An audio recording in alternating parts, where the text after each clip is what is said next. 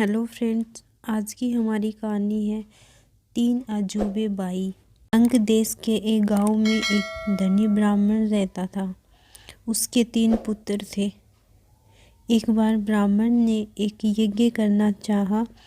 उसके लिए एक समुद्री कछुए की ज़रूरत हुई। उसने तीनों भाइयों को कछुआ लाने को कहा। वे तीनों समुंदर पर पहुँचे। वहाँ उन्हें एक कछुआ मिल गया। बड़े ने कहा, मैं भोजन चंग हूँ, इसलिए कछुए को नहीं छूऊंगा। मंझला बोला, मैं नारी चंग हूँ, मैं नहीं ले जाऊंगा। सबसे छोटा बोला, मैं सैया चंग हूँ, सो मैं नहीं ले जाऊंगा।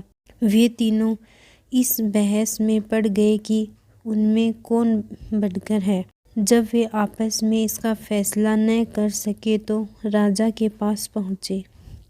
राजा ने कहा, आप लोग रुकें, मैं तीनों की अलग अलग जांच करूंगा।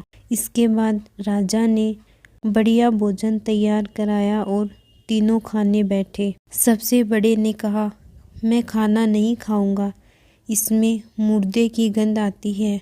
वह उठकर चला। राजा ने पता लगाया तो मालूम हुआ कि वह भोजन शमशान के पास के खेत का बना था। राजा ने कहा, तुम सचमुच भोजन चंग हो, तुम्हें भोजन की पहचान है। रात के समय राजा ने एक सुंदर स्त्री को मंझले बाई के पास भेजा। स्त्री जैसे ही वहाँ पहुँची कि मंझले बाई ने कहा, इसे हटाओ यहाँ से, इसके शरीर से बकरी की दूध की गंध आती है। राजा ने यह सुनकर पता लगाया तो मालूम हुआ कि वह स्त्री बचपन में बकरी के दूध पर पली थी। राजा बड़ा खुश हुआ और बोला, तुम सचमुच नारी चंग हो। इसके बाद तीसरे भाई की बारी आई। तीसरे भाई को सोने के लिए 7 गद्दों का पलंग दिया। जैसे ही वह उस पर लेटा कि एकदम चीख कर उठ बैठा। लोगों ने देखा उसकी पीठ पर एक लाल रेखा खींची थी। राजा को खबर मिली तो उसने बिछोने को दिखवाया। 7 गद्दों के नीचे उसमें एक बाल निकला। उसी से उसकी पीठ पर लाल लकीर हो गई थी। राजा को बड़ा अचरज हुआ। उसने तीनों को 1-1 लाख अशर्फियाँ दी। अब वे तीनों कछुए को ले जाना भूल गए, वहीं आनंद से रहने लगे।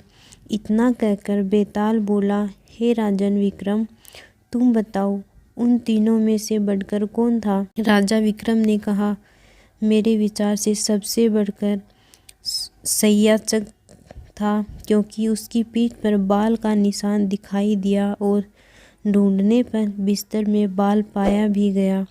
बाकी 2 के बारे में तो यह कहा जा सकता है कि उन्होंने किसी से पूछकर जान लिया होगा।